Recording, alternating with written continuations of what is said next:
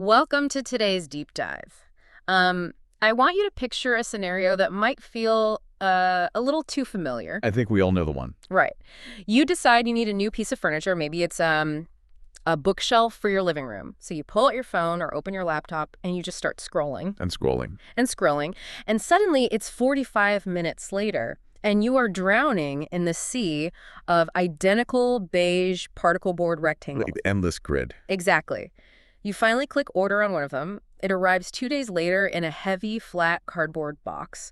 And you spend your entire Saturday afternoon sitting on your floor with a tiny, frustrating hex key. Always the hex key. Always. You inevitably put the back panel on inside out, you get a blister on your thumb, and when you finally stand it up, well, it looks exactly like the bookshelf in every other apartment on your block. It serves its purpose, sure. Right, but it has zero character. It doesn't tell a story. No, it doesn't. It's a highly efficient process, but it's completely devoid of soul. Modern e-commerce has solved for speed and scale. But in doing so, it's stripped away the sensory experience of discovery. We trade uniqueness for the convenience of doorstep delivery. Which is perfectly fine when you just need a functional place to put your paperbacks. Sure. But sometimes you're craving something with a history. You want a piece that actually sparks a conversation. Well, today we are looking at an environment that serves as the ultimate antidote to that digital shopping fatigue. It really is a completely different world. It is. We have a fantastic stack of sources on the desk today. We're looking at a comprehensive visual catalog of product photographs alongside the digital storefront footprint for a place called Ruby Road Vintage. Right. This is a massive 8,000 square foot marketplace located in Camp Verde, Arizona. And when you dig into the operational footprint of this specific location, you realize you're looking at much more than a traditional retail store. Oh, absolutely. It's a highly complex living ecosystem of commerce. It operates on principles that actually run completely counter to the algorithms of major e-commerce giants. Yet it thrives precisely because of those differences. And that is exactly our mission for today. We're going to unpack the anatomy of a successful vintage vendor mall. We are going to examine how a wildly eclectic mix of inventory, community-driven events, and a very specific micro-business model all work together to create an irresistible treasure hunt experience. An experience you just can't digitize. Exactly. It's an environment that purely digital storefronts simply cannot replicate. Okay, let's unpack this. To understand the mechanics of this space, we have to start by analyzing its visual language. The aesthetics. Right. The provided photographic catalog gives us a perfect window into their merchandising strategy, and it's a stark departure from corporate retail. In a traditional big box store, the environment is aggressively controlled. Everything matches. Everything. The color palettes are synchronized, the design eras match, and a corporate aesthetic dictates every single square foot of the showroom to make you feel comfortable and predictable. But the visual language at Ruby Road relies entirely on contrast. Entirely. The visual contrast in these source photos is staggering.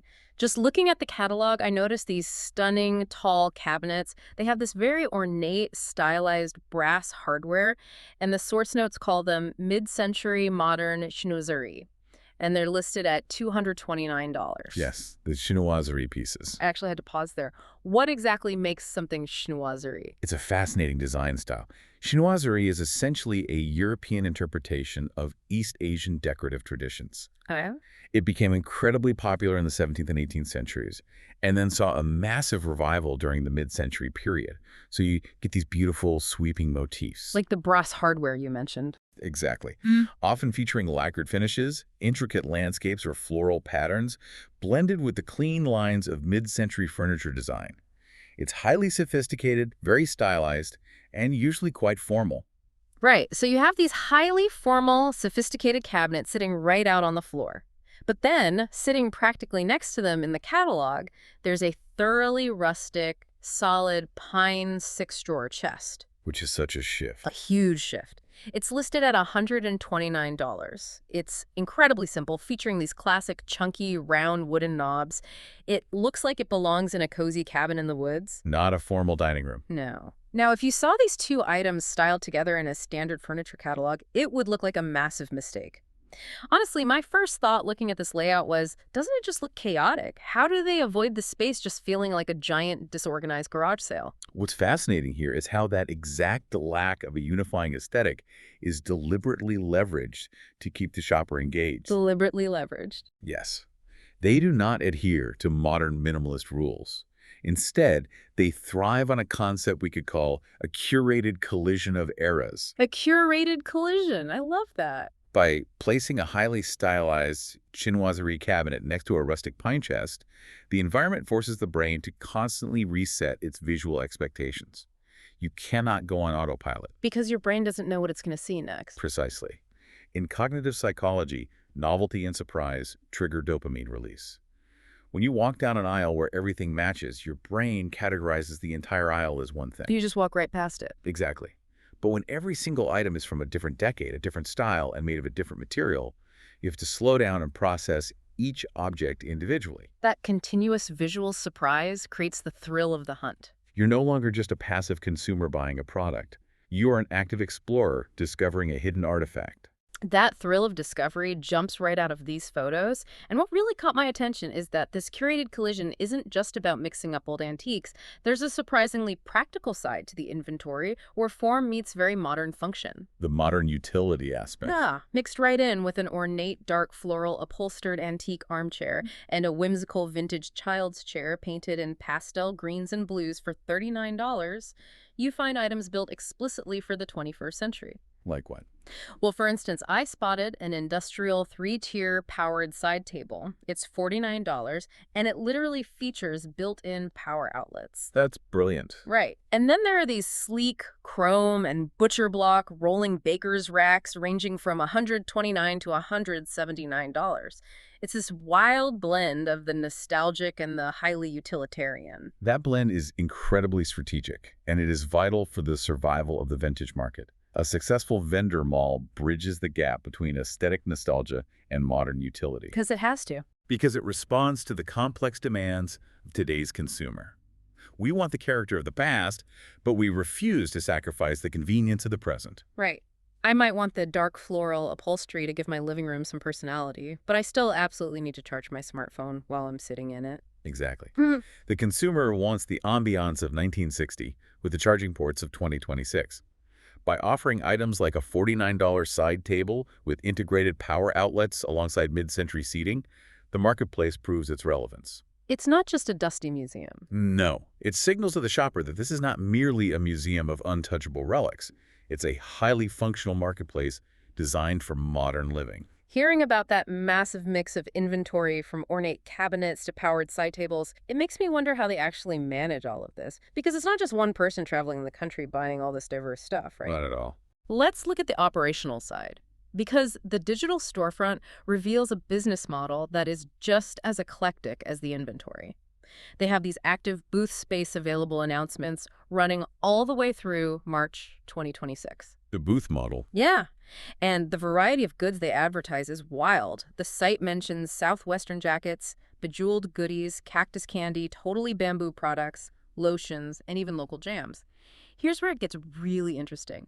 This isn't a single store with a centralized buyer. Right. It is a collective of independent sellers operating under one roof. If we connect this to the bigger picture, you start to see the true brilliance of the vendor mall ecosystem. Let's look at the economics of retail. Commercial real estate is prohibitively expensive. Oh, incredible. Let's say you're a local artisan making handmade jewelry, or perhaps you're a professional picker. A picker, like someone who goes out hunting for specific antiques. Yes, someone who spends their weekends scouring estate sales, farm auctions, and dusty barns to rescue and restore specific vintage pieces. Okay, got it. For that picker, or that artisan, leasing a standalone brick-and-mortar storefront on a main street is often financially impossible. The overhead costs rent, commercial utilities, insurance, hiring staff to run the register would completely obliterate their profit margins. Yes, just too much risk. But by sharing an 8,000 square foot facility like Ruby Road Vintage, these entrepreneurs can maintain a physical storefront without the crushing overhead. So they essentially rent a 10 by 10 space, set up their specific vision, and the main mall handles the actual checkout process at the front door. That is the model. They are pooling their resources to create a localized, cooperative microeconomy. It's like a physical incubator for small businesses. Exactly. A vendor can test the market, build a customer base, and run a retail operation entirely as a side hustle without having to quit their day job to man a cash register on a Tuesday afternoon. I want you, the listener, to imagine walking through this space. Think about the sensory experience of moving from booth to booth. It's totally immersive. It is. In one space, you might find an espresso-finished four-cubby bookcase. And the very next booth over is completely dedicated to vintage garden tools. And the next one is stocked with jars of local jam. You can't predict it. Right, it's a fundamentally different physical layout than a traditional store. And because you are physically moving through these distinct curated spaces, you avoid that algorithmic fatigue we talked about at the beginning. The endless grid. Yes. Online, you search for a lamp, and you are bombarded with 10,000 identical lamps on sterile white backgrounds. Here, the physical boundaries of the booth, dictated by the unique taste of that specific local vendor, offer you a highly curated tactile experience. You can touch the wood grain. You can feel the weight of the hardware. You can instantly understand the scale of a piece in a way a thumbnail image simply cannot convey. And that tactile nature is critical because it naturally forces you to decelerate. Think of the goal of a major e-commerce website. It's designed to remove all friction for the transaction. Get in, click buy, get out. The goal is to get you from the search bar to the checkout screen in the fewest clicks possible. A vendor mall is designed for the exact opposite. It's designed to maximize dwell time. You cannot optimize a walk through 8,000 square feet of winding booths. You kind of have to surrender to the layout. You do. And when you surrender to that layout, your state of mind shifts. You transition from a targeted buyer into an explorer. You become open to serendipity. You walk in looking for a side table, but because you were forced to slow down and wander, you end up finding a vintage Southwestern jacket that you absolutely love. And that serendipitous discovery is a deeply satisfying psychological experience that algorithms, which only show you what you've already searched for, simply cannot replicate. That makes total sense. Furthermore, this cooperative model creates incredible resilience against supply chain shocks. How so? Because they aren't relying on massive overseas shipping containers. Precisely. If global shipping halts or a major manufacturer faces delays, a traditional furniture store might have an empty showroom for months. Right, we've seen that happen. But in this microeconomy, the supply chain is entirely localized. It's the picker finding inventory in the next town over. If one vendor struggles to find mid-century modern pieces one month, the artisan in the booth next to them might be overflowing with newly crafted bamboo products. The ecosystem as a whole continues to thrive. It stays insulated from macroeconomic supply issues. That is such a smart model. It's a self-sustaining local loop, which brings us to a huge part of this deep dive. The shift from viewing shopping as a chore to viewing it as experiential retail. This is key. When we look at the sources for their March 2026 events calendar, it is completely packed. They aren't just selling stuff, they are hosting events. They have an open-air market scheduled for Saturday, March 14th, featuring unique handmade items from local artisans. This raises an important question regarding the long-term survival of brick-and-mortar retail. For years, analysts have predicted the death of the physical store, assuming convenience would always win. How does a physical location in Camp Verde, Arizona, compete with the frictionless convenience of having a product dropped on your porch? Especially when you can buy almost anything online. The answer is that they do not compete on convenience. They compete on experience. Right, because nobody is making a weekend drive out to a festival just because they urgently need a $39 rush seat ottoman. Or a $65 paisley upholstered recliner. Exactly. If you just need a place to sit, you can get a chair delivered by tomorrow. They're making the drive for the community event. They want to walk around outside, sample local wine, taste the pecans, and be around other people. The shopping itself transforms from the primary objective into a highly enjoyable byproduct of the broader social experience. It's a paradigm shift. The vendor mall becomes what sociologists call a third place, a community anchor that is neither home nor work, where people gather to interact. It totally changes the emotional context of the purchase. You aren't just acquiring an object, you are taking home a physical memory of a really great Saturday afternoon. It's a souvenir of the experience. Yes, and you can clearly see the impact of this human element when you read the specific customer reviews from our sources. These aren't your typical generic fast shipping item as described review. They're very personal. Very. A customer named Sheena left a review calling the store hidden gem of Camp Verde. She specifically noted she loves stopping in because you never know what treasures you'll find. There's that word again, treasures. It perfectly captures that thrill of the hunt. And then there is a remarkably telling review from a customer named Vicky Biscay in November 2025. The dresser review? Yes.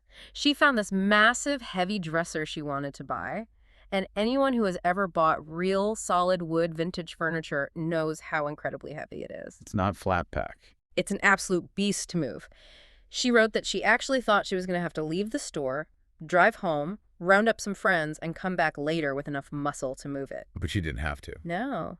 She said the women working there simply stepped up, loaded this massive piece of furniture into her vehicle, and made it look effortless.